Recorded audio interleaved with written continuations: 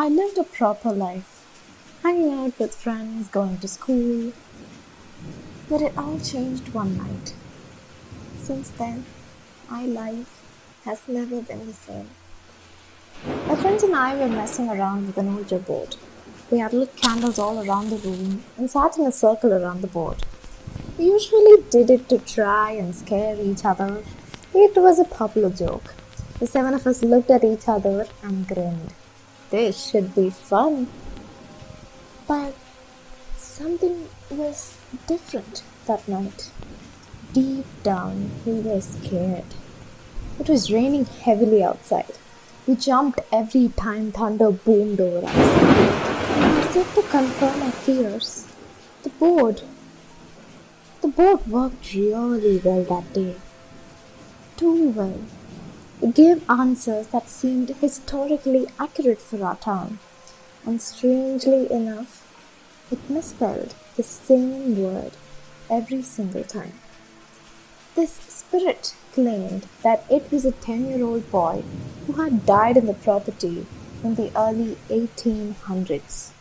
The boy said that he was cold and was buried in an unmarked grave.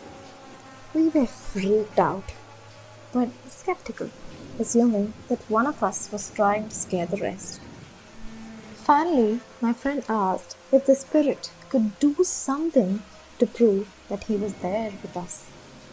The planchette slowly moved to yes and spelled out a word.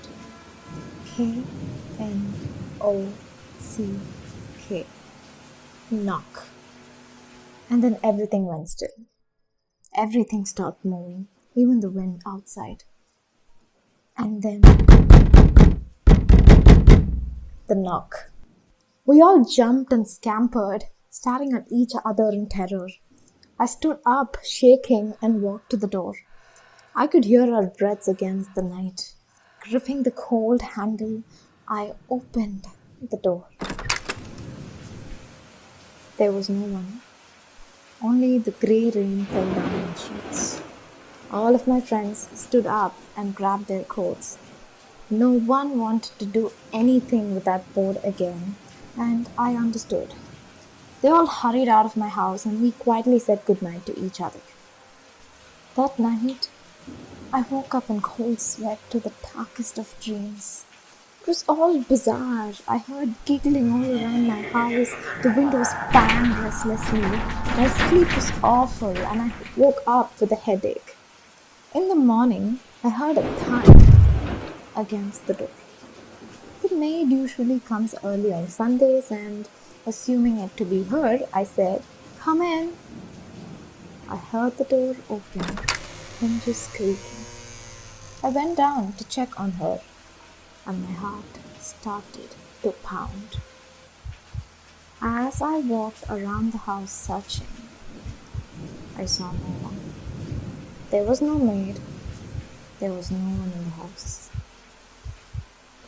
When I went to the door that stood wide open, I saw it. My blood turned cold. There was a handprint against the glass pane. It was tiny, with stubby fingers, like an 8-year-old child's handprint. I gasped. That is when it struck me. We had never said goodbye to the spirit in the Ouija board. We had broken a basic rule.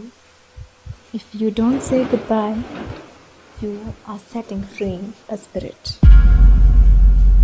It is free to wander about as it pleases, and I might have just granted it the permission to enter my house.